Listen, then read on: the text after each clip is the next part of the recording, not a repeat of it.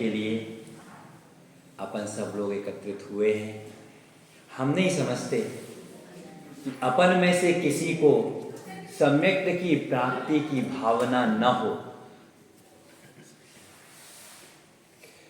यदि नहीं होती तो पंचम काल में यहाँ क्यों आकर के बैठते, आधुनिकता की चकाचौंध में।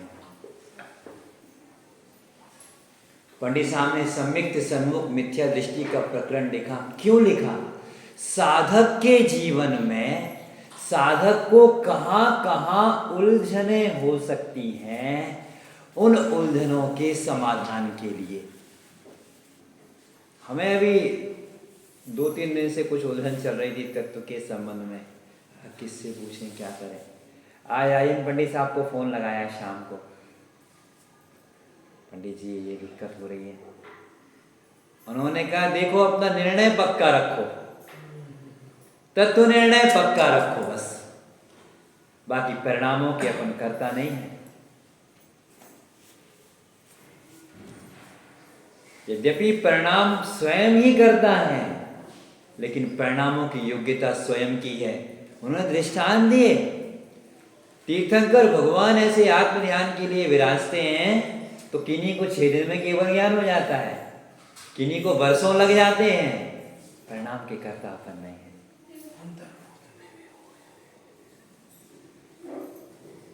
सम्यक्त सन्मुख मिथ्या दृष्टि, कहां कहां कौन कौन सी उलझने होती हैं, उनको सुलझाने के लिए, हमारे चित्त को निश्चिंत करने के लिए पंडित टोडरमल जी साहब ने यह प्रकरण लिखा है।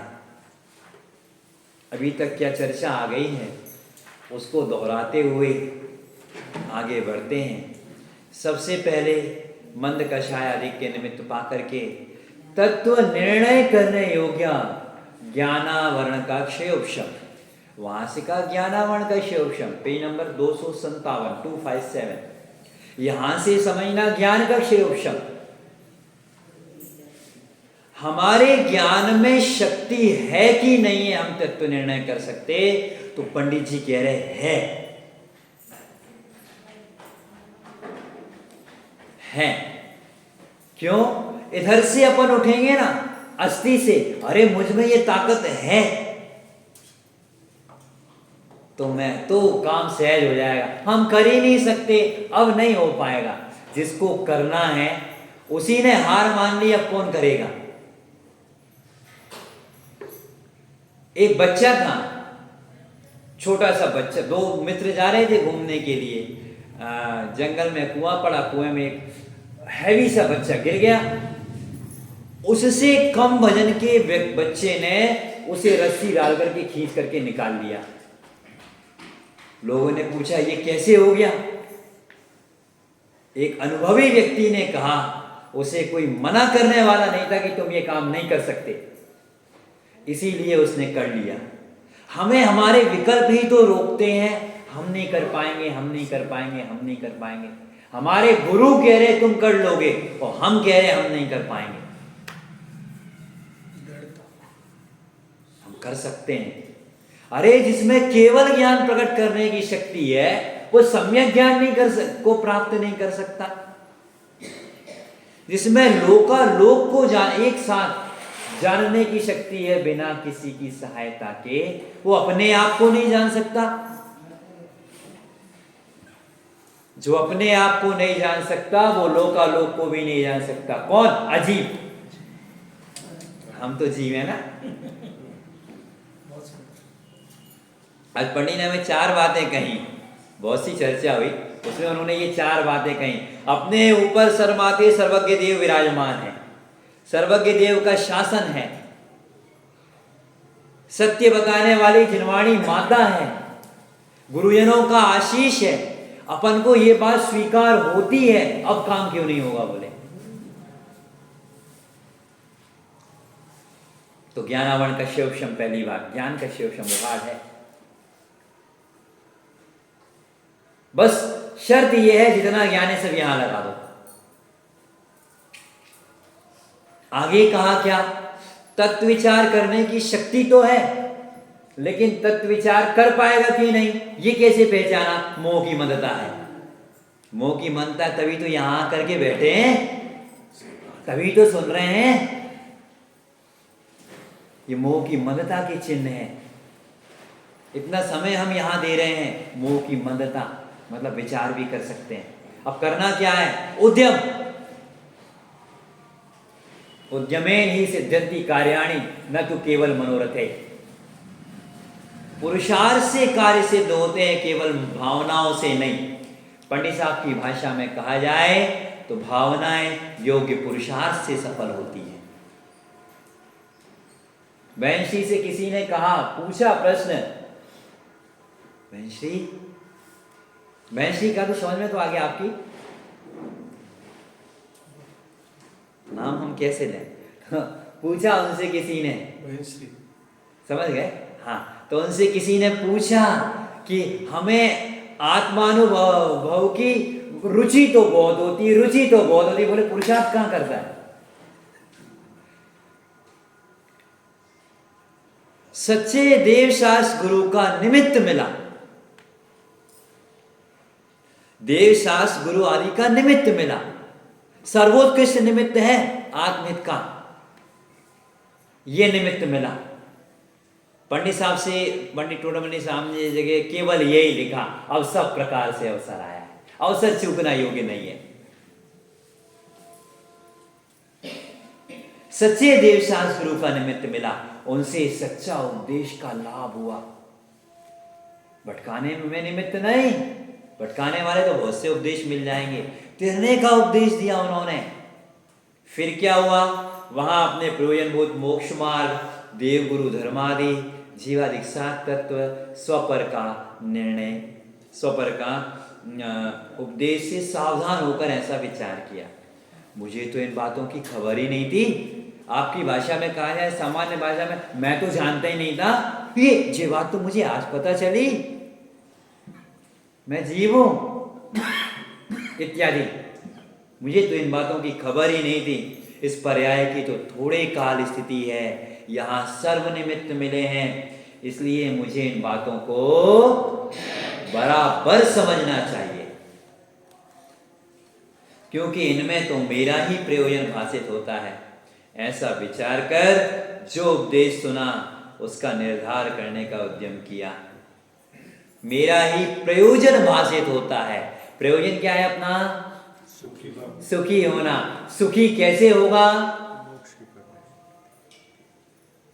सम्यक दर्शन, भेद ज्ञान और वैराग्य से। इनमें तो मेरा ही प्रयोजन भाषित होता है। मतलब इन बातों के निर्णय करने से मेरा ही श्रद्धांत सम्यक होता है, मुझे ही भेद विज्ञान होता है, मुझे ही समता आती है। प्रयोजन समझ में आया? सम्यक तो भेद ज्ञान और समता, ये प्रयोजन है। मेरा ही उपयोग कर्तव्यों से हट करके अपनी ओर आता है। निकालना चाहिए प्रयोजन। क्या प्रयोजन है? मेरा ही प्रयोजन भाषित होता है। तो क्या प्रयोजन है? मेरा ही श्रद्धान सम्यक होता है, मुझे तत्व निर्णय हो, वस्तु स्वरूप का निर्णय होता है। मेरा ज्ञान स्वपर को भिन्न भिन्न जानता है, हे उपादेय की पहचान करता है। मेरे आचरण से कषाय छूट करके समता का साम्राज्य मेरे चित्त में आता है। मेरा ही प्रयोजन भाषित होता है।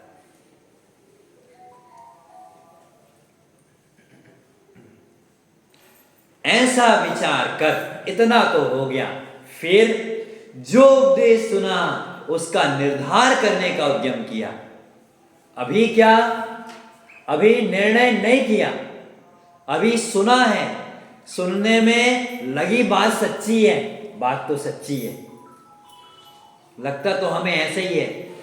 आगे जाकर के क्या? अब सच्ची बात एक सुनने पर सच्ची लग रही है, लेकिन अब इसका निर्णय करना है। निर्णय में उपयोग लगाना ही पहला पुरुषार्थ है।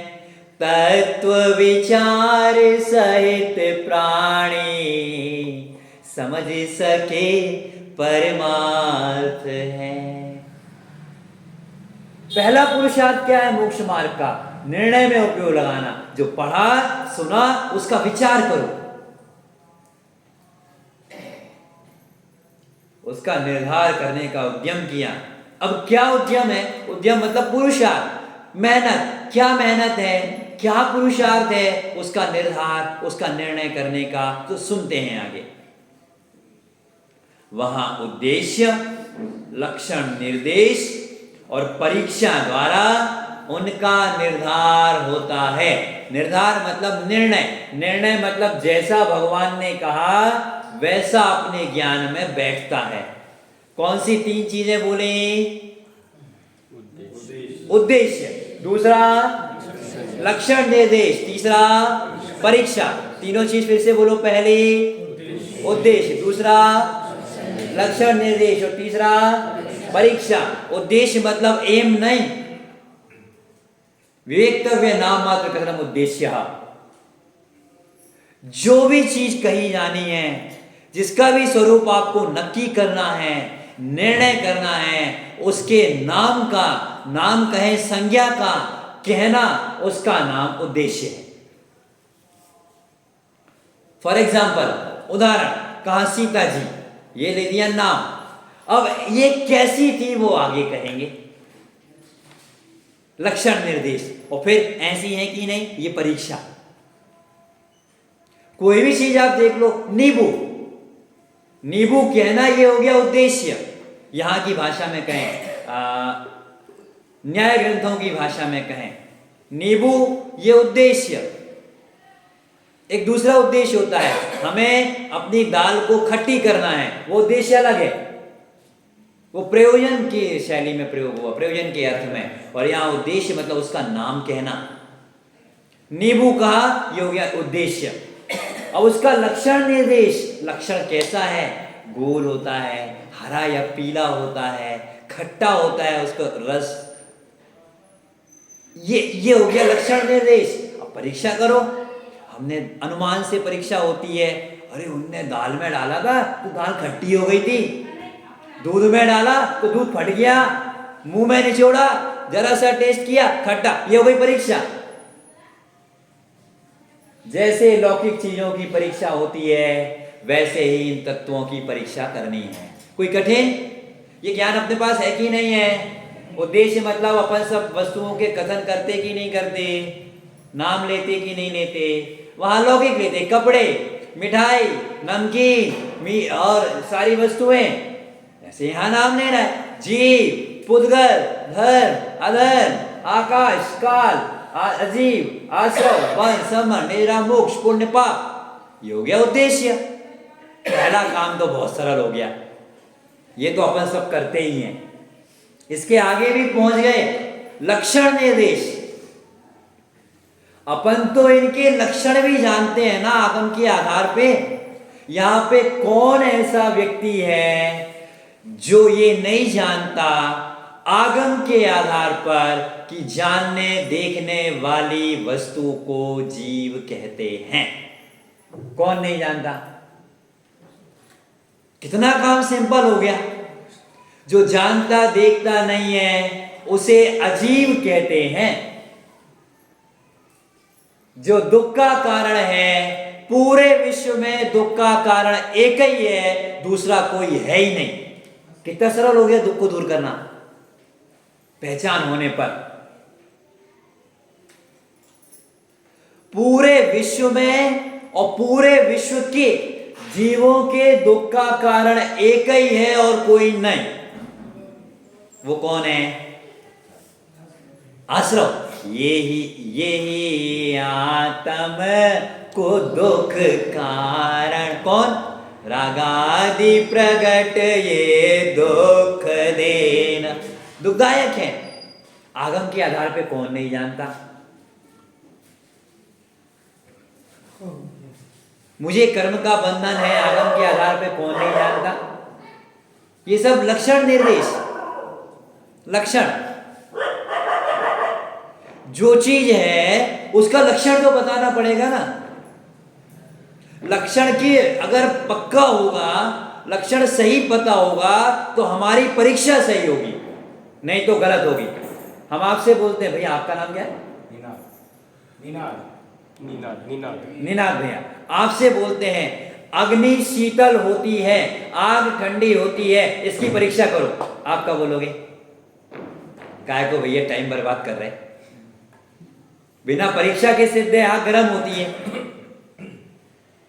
तो क्यों हम माथा मारेंगे?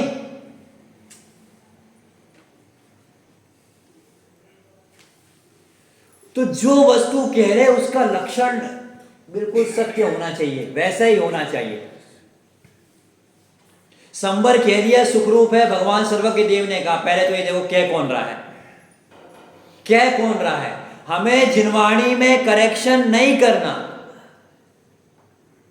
जिनवाणी में करेक्शन नहीं करना, वो तो करेक्ट ही है। जिनवाणी को, जिन वचनों पर विचार करके अपने श्रद्धान में करेक्शन करना, कितना आसान काम है। पहले इन कथनों की परीक्षा करो, ये सही है कि नहीं, नहीं वे तो सही है, जिन्हें देव अन्यथावादी नहीं होते। अब परीक्षा करो। लक्षण समझ में आया, उद्देश्य समझ में आया। अब आगे देखो, वहां उद्देश्य, लक्षण, निर्देश और परीक्षा द्वारा उनका निर्धार मतलब निर्णय होता है। इसलिए पहले तो उनके नाम सीखे, ये अपन को करना नहीं है, अपन जानते हैं। फिर वह उद्देश्य हुआ, फिर उनके लक्षण जाने, लक्षण भी आगम से जानते हैं अपन, आगम से बार बार हम कह रहे, निर्णय से नहीं। जो निर्णय से जानते बहुत अच्छी बात है, प्रशंसनीय है, लेकिन जो आगम से भी जानते हैं तो जानते तो है ना। लक्षण जाने, फिर अब परीक्षा क्या होती है, ऐसा संभवित है कि नहीं, ऐसे विचार सहित परीक्षा करने लगे। ये समझ में आया? ऐसा संभवित मतलब ये पॉसिबल है कि नहीं है, हो सकता है कि नहीं, ऐसे विचार सहित परीक्षा करें। परीक्षा किसका नाम है? परीक्षा इसका नाम है जो कह दिया, जो हमारे सामने चीज है वो ऐसी है कि नहीं है। सोना सामने रखा है, कोई सोना लेकर के आया, अब ये सोना है कि बेंटेक्स है, हम नहीं जानते ज्यादा, असली है कि नकली है, परीक्षा करते कि नहीं? यही तो परीक्षा करते, असली है कि नकली है, इसका नाम परीक्षा हो गया। सीता जी का शील निर्दोष था कि नहीं था, परीक्षा की, अग्नि परीक्षा। तो ये परीक्षा, ठीक है। तो अपने विचारों में उसके सही और गलत होने की परीक्षा, विचार करना, इसका नाम परीक्षा है। यद्यपि वो पूरा सही है, फिर विचार क्यों करें? हमारी परीक्षा किए बिना हमें सही नहीं लगेगा। क्यों? हमारे श्रद्धान में मिथ्यात्व बैठा हुआ है। परीक्षा किए बिना हमारा श्रद्धान सम्यक नहीं होगा। तो क्या लिखा? ऐसे संभवित हैं कि नहीं, ऐसे विचार सहित परीक्षा करने लगे। अब ये यहां से चालू होना है, आपको ध्यान होगा। हम हमेशा यही कहते हैं, आप विचार करना इन बातों का, विचार करना इन बातों का, विचार करना इन बातों का। हमने किससे सीखा? पंडित साहब से। वो हर प्रवचन के बाद विचारना, हम एक प्रवचन के बाद दूसरा प्रवचन लगा लेते हैं, दूसरे के बाद तीसरा लगा लेते हैं, और वो कह रहे एक कोई तो विचारना।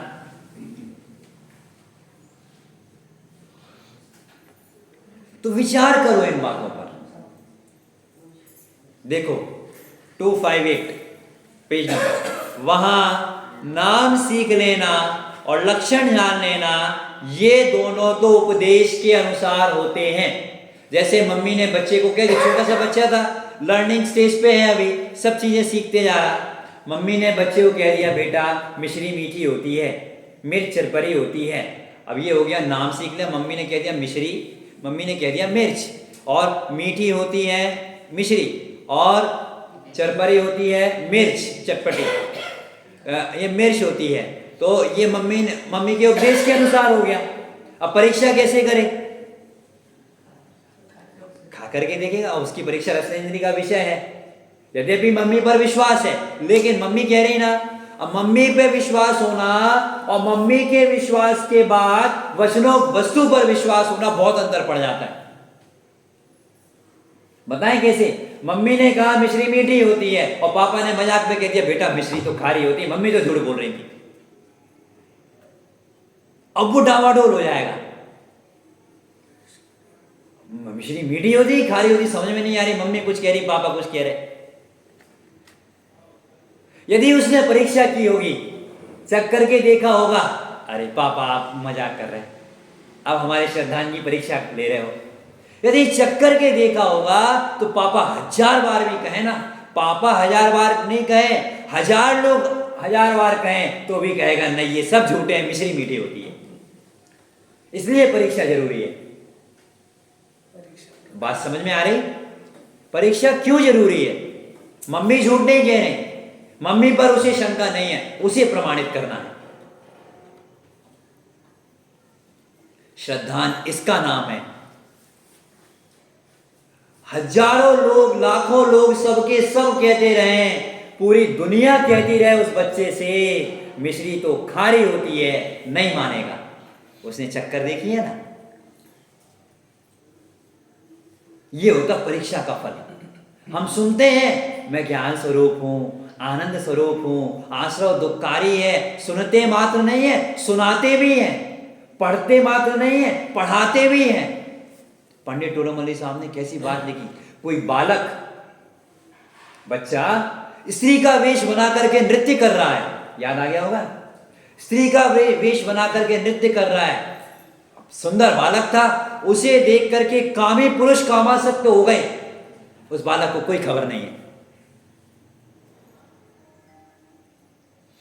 ये किस लिए दृष्टांत दिया? कोई वक्ता उसके उपदेश को सुनकर के, जिन्हें तत्व की रुचि थी, आत्महित की भावना थी, अपना कल्याण करना चाहते थे, प्रबल जिज्ञासु थे, उन्होंने परीक्षा करी और उन्हें तत्व निर्णय हो गया और इसे पता ही नहीं क्या हुआ, क्या होता है।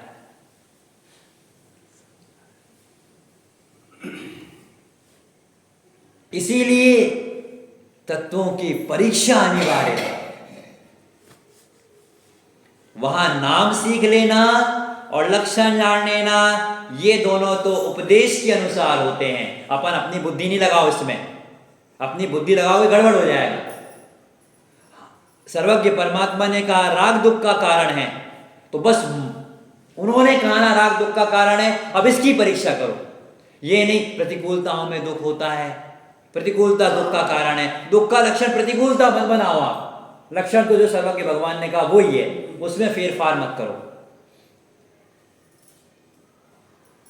उसमें फेरफार करने वाला ही अज्ञानी है, अब उसे ज्ञान सम्यक नहीं होगा। तो सबसे पहले उन्होंने जो वस्तु कह दी और उसका जो लक्षण कह दिया, उसमें फेरफार नहीं होगा। वे सब कुछ जान करके कह रहे हैं ना, सर्वज्ञ परमात्मा है ना। इसीलिए देशराज गुरु का विश्वास बहुत जरूरी लिखा समंतभद्र स्वामी ने। श्रद्धानम परमार्थानाम आप्तागम तपोव्रताम, सम्यक दर्शन का पहला लक्षण है। मतलब आत्मश्रद्धान के लिए, तत्व निर्णय के लिए आपको जरूरी है देशराज गुरु पर विश्वास होना।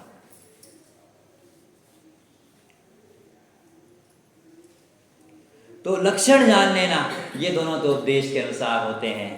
जैसे उपदेश दिया हो वैसे याद कर लेना। बिल्कुल याद करना क्यों जरूरी है, इसकी क्या आवश्यकता है? ये आवश्यकता है जब एकांत में बैठेगा तो अब जरूरत पड़ेगी उसको दोहराने की। सर्वज्ञ परमात्मा ने या गुरुजनों ने राग को दुख का कारण कहा है, आत्मा को ज्ञान को आनंदमयी कहा है। मैं तो ज्ञान को ही अपने को ही दुख रूप मानता हूं, मैं तो अपने को ही दुख रूप मानता हूं। और सर्वज्ञ मतलब मैं अपने को और राग को एक मान करके अपने को दुखी मानता हूं, ऐसी मेरी भूल है। स्वीकार करता है वो व्यक्ति पात्र जी। और सर्वज्ञ परमात्मा ने या गुरुजनों ने या जिनवाणी माता ने ये कहा है कि देखो तुम और राग एक वस्तु नहीं है, तुम और राग दो वस्तुएं हैं। तुम जानने वाले ज्ञान मात्र जीव तत्व हो, राग तुमसे भिन्न अचेतन तत्व है, आश्रव तत्व है। अभी इतना मात्र नहीं, राग आश्रव तत्व है। कैसे? तुम तो देखो जो राग आता है वो चला जाता है और तुम ज्ञान स्थिर रह जाते हो। वो अनित्य है, तुम नित्य हो। ओहो, बात तो सही कह रहे। ये विचार से निर्णय हो जाएगा। विचार नहीं करेगा तो निर्णय नहीं होगा, और निर्णय नहीं होगा तो सम्मित सन्मुख नहीं होगा। क्या कह रहे भाई? विचार करें इन बातों का बारंबार।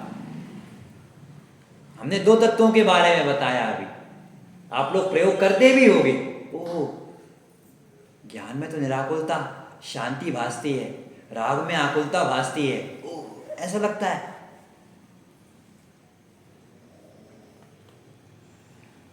उन्होंने कहा, अमृतचंद स्वामी ने, वस्तु के स्वभाव के समीप जाकर के देखे। 14वीं गाथा की टीका में कहा, स्वभाव के समीप जाने का मतलब क्या है? पैरों से चल के नहीं जाना। तुम ज्ञान हो, अपने ज्ञान को उस वस्तु के समीप ले जाकर के देखे। ज्ञान बहुत पैना है, वस्तु उपस्थित नहीं हो तो भी निर्णय कर लेगा, इतनी सामर्थ्य है ज्ञान। तो क्या करना है? उद्देश्य नाम सीख लेना और लक्षण जान लेना, ये दोनों तो उपदेश के अनुसार होते हैं। जैसे उपदेश दिया हो वैसे याद कर लेना। परंतु आगे क्या लिखा? बोलो। परीक्षा करने में वक्ता का विवेक चाहिए। लिखा है? लिखा कि नहीं लिखा? हाँ लिखा। अरे पढ़ के तो बोलो, वक्ता का कहां लिखा? अपना विवेक चाहिए। वक्ता को परीक्षा करनी हो तो वक्ता का विवेक चाहिए। श्रोता में जिसको परीक्षा करनी है उसका विवेक चाहिए। यह अपना स्वयं का कर्तव्य है। माता ने रोटी में भोजन बना दिया, थाली परोस दी, अब मुंह में कौर दे दिया, बच्चे के एक ग्रास दे दिया। अब चबाने में तो अपनी सामर्थ्य, अपना पुरुषार्थ चाहिए। नहीं, चबा भी मम्मी दे। वाह! गुरुजनों ने उपदेश दे दिया, वस्तु स्वरूप बता दिया। अब परीक्षा करने में अपना विवेक चाहिए, अपना ज्ञान, जागृत ज्ञान चाहिए। गुरु क्या कहते हैं और हमें क्या लगता है और हो क्या सकता है? वहां विवेक पूर्वक, अब पता ना हम सही पढ़ रहे कि नहीं, विवेक पूर्वक सभा में अपने उपयोग में विचार करे। सही पढ़ा? जाग रहे हो कि जगाना है? बोलो क्या लिखा? एक तो शाम को सब थक करके आते ना। विवेक पूर्वक कहां? एकांत में। ये अपना स्वयं का काम है, अकेले बैठे जा करके। हमने पंडित साहब से बहुत पहले पूछा था, पंडित साहब सामायिक में हम कैसे सामायिक करें? बोले बेटा तुम जिनवाणी लेके बैठो, अकेले में तुम्हारा उपयोग इधर उधर भागेगा। तुम तो अभी जिनवाणी लेकर के उन वचनों का विचार करो, यही तुम्हारी सामायिक है। बहुत पहले की बात बता रहे हैं हम। एकांत में क्यों? एकांत में क्यों? एकांत में इसलिए क्योंकि एकांत में उपयोग को चंचल करने वाला कोई नहीं होता, और सबसे उत्तम काल है ब्रह्म मुहूर्त का। आपका माइंड भी फ्रेश है, दिन भर के कोई विकल्प नहीं है, ना कोई प्लानिंग है आगे की अभी आज के दिन की, ठीक है, और ना आपके पास कोई बच्चे आने वाले हैं, ना परिवार आने वाला है, कुछ नहीं। आप भी फ्री और सब फ्री। सब फ्री मतलब सबकी ओर से आप फ्री, और विकल्पों को आपने फ्री कर दिया। सबसे उत्तम काल ब्रह्म मुहूर्त का है, गृहस्थों के लिए खासकर। क्यों? उन्हें दिन भर बहुत काम रहते हैं, और जब काम नहीं रहते तो काम के विकल्प रहते हैं। कुछ पूछ रहे क्या? ब्रह्म मुहूर्त का समय पूछ रहे हैं। ब्रह्म मुहूर्त का समय सुबह 4 बजे से लेकर के 6 साढ़े 6, अपन इतना मान लो, मतलब यही कहना भैया 3:30 से 5, ठीक है, ये अप्रोक्स यही टाइम है। उस समय सब सोते रहते हैं ना, अपन जागो अपने काम में। यह उत्तम अवसर है। नहीं तो अभी घर में बच्चे होंगे तो बच्चे आ जाएंगे, पापा हो गए तुम, और वो नहीं आएंगे तो हमें विकल्प हो जाएंगे। वो क्या कर रहा होगा? ब्रह्म मुहूर्त का काल सबसे उत्तम है।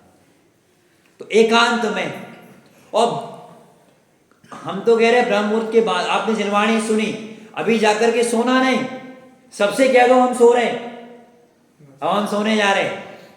आजकल तो अलग अलग बेडरूम हो गए, उसका सदुपयोग कर लो। सबसे कह दो हम सोने जा रहे हैं और अपन बैठ जाओ अपने ध्यान में। उसमें पढ़ा भरतेश वैभव में हमने, भरत चक्रवर्ती रानी के पास गए, रानी, अब वो ऐसे बैठ गए, रानी सोचरी में नाराज होके बैठे हैं और भरत जी आत्मा में बैठे हैं। अपना अवसर कभी नहीं छोड़ना। तो एकांत में अपने उपयोग में विचार करें, जैसा उपदेश दिया है वैसे ही है या अन्यथा है। जैसा उपदेश क्यों कह दिया पंडित जी ने? बहुत सारा, कभी कोई उपदेश आएगा, कभी कोई उपदेश आएगा, लेकिन सब प्रयोजनभूत। देखो कौन कौन सा, फिर से अपन दोहरा लो, पेज नंबर 257। सबकी परीक्षा नहीं करने बैठना, हम अकेले में बैठ करके विचार करें नंदीश्वर द्वीप में 52 चैत्यालय हैं कि नहीं है। अब जी कहाँ परीक्षा करोगे तुम? और इस परीक्षा से क्या हो जाएगा? अपना ज्ञान तो वहां पहुंच नहीं पाएगा। प्रयोजनभूत का निर्णय कर लेना, ये लिखा देखो सन 257 में तीसरा पैराग्राफ, अपने प्रयोजनभूत मोक्ष मार्ग, सम्यक दर्शन ज्ञान चारित, देव गुरु धर्म आदि जीवादि तत्व, निज पर और अपने को हितकारी अहितकारी भाव, इतने की तो परीक्षा कर लेना। जैसा उपदेश दिया वैसे ही है या अन्यथा है। अब ऐसे विचार करें, भगवान तो कह रहे हैं, गुरु तो कह रहे हैं, जिनवाणी में तो ये आया कि आश्रय दुख का कारण है, और मुझे लगता है प्रतिकूलताएं होती हैं तो दुख होता है। वे कह रहे हैं पर की ओर वृत्ति जाती है, सामान्य भाषा में कहा जाए तो मेरा उपयोग परद्रव्यों की ओर जाता है तो मुझे दुख होता है, और मुझे लगता है परद्रव्य मेरी इच्छा के अनुसार नहीं परिणमते तो दुख होता है। वे कह रहे हैं परद्रव्य वो इच्छा की उत्पत्ति में दुख होता है, और हमें लगता है इच्छा की पूर्ति नहीं हो तो दुख होता है। सैंपल दिए हमने आपको,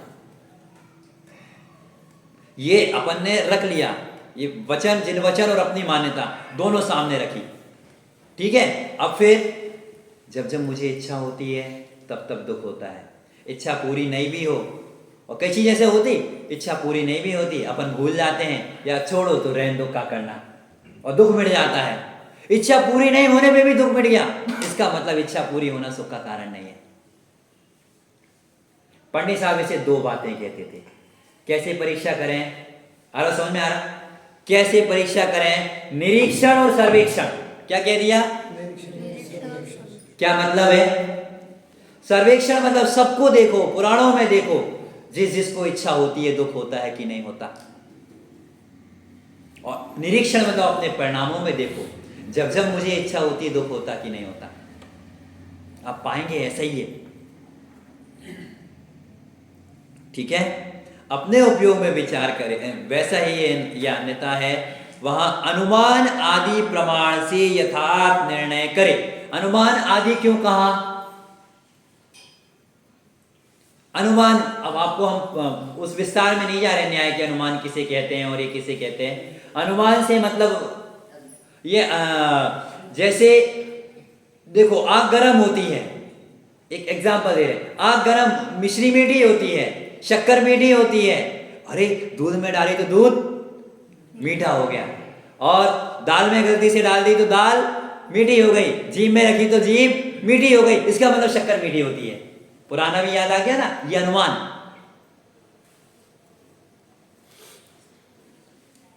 लक्षण से वस्तु की पहचान करना, यह अनुमान है। अनुमान आदि प्रमाणों से, प्रत्यक्ष प्रमाणों से,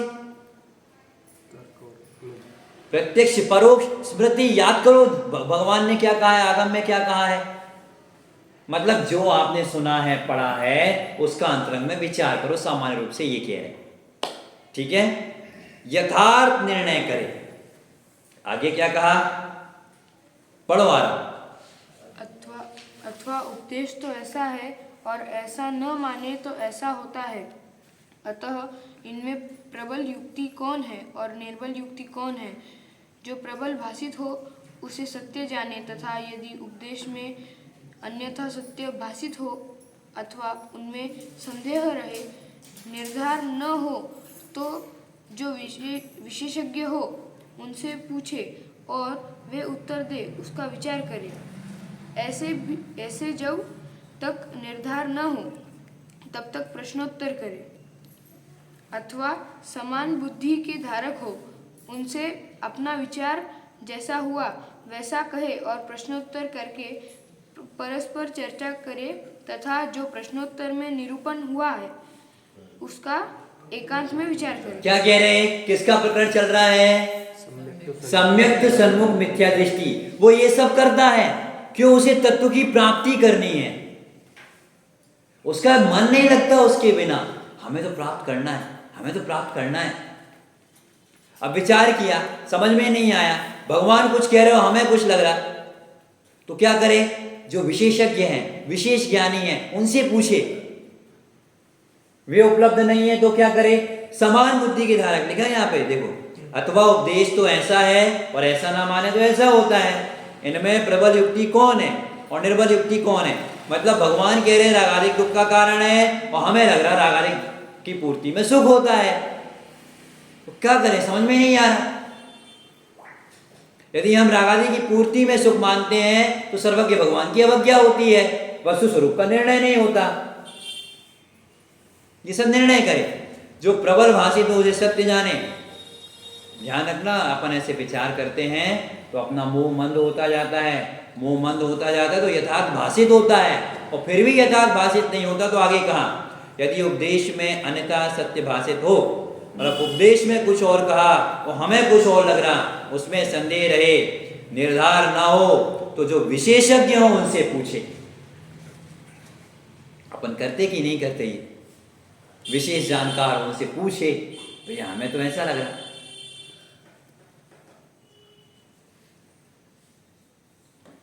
अब फिर पूछ लिया, हो गया नहीं, उन्होंने जो उत्तर दिया उसका फिर विचार करें। ऐसे जब तक निर्धार, मतलब उस स्वरूप का जो जिनागम में कहा है उसका निर्णय ना हो जाए, तब तक प्रश्नोत्तर करता रहे। बार बार पूछे, बार बार पूछे, बार बार पूछे और विचार करे। फिर आगे क्या लिखा? अथवा समान बुद्धि के धारक हों। समान बुद्धि के धारक का क्या मतलब हुआ?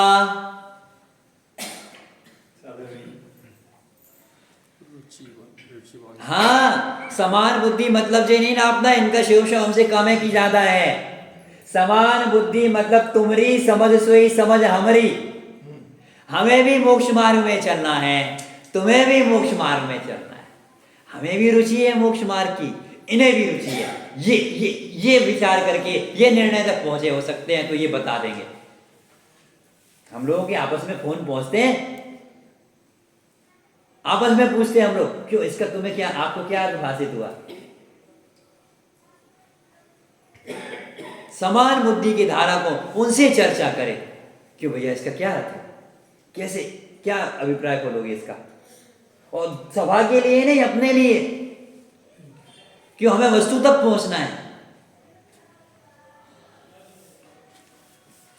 समान बुद्धि के धारक हो, उनसे अपना विचार जैसा हुआ हो वैसा कहे, और फिर उनसे भी समान बुद्धि के धारकों से प्रश्नोत्तर करके परस्पर चर्चा करे, तथा जो प्रश्नोत्तर में निरूपण हुआ हो उसका एकांत में फिर विचार करे।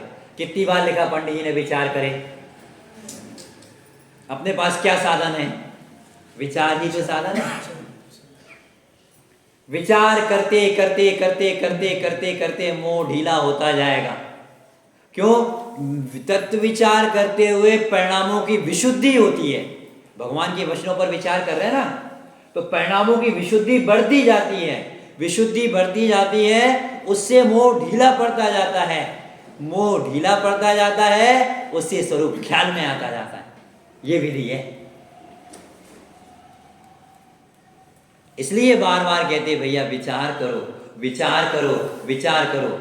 राहुल भैया, आप जानते हो भैया राहुल भैया को? तो रानीपुर के ब्रह्मचारी भैया हैं राहुल भैया, भोपाल में रहते हैं। भोपाल में स्वाध्याय कराते हैं वो 1 घंटे का स्वाध्याय होगा तो 45 मिनट स्वाध्याय कराएंगे और 15 मिनट बोलेंगे अब बैठो सब लोग, हम भी बैठे आप भी बैठो। क्या करें बैठे बैठे? विचार करो जो कहा है। पता है हमें घर जाने के बाद तुम्हें समय नहीं मिलेगा, यही विचार करो। ये प्रक्रिया अपनाते हैं। तो कितनी बातें आ गई आज की चर्चा में। पहले तो उनके उद्देश्य मतलब उनके नाम को सीखे समझे पढ़े, प्रारंभिक भूमिका का है तो।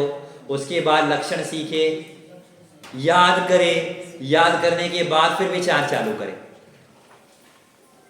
विचार का नाम परीक्षा।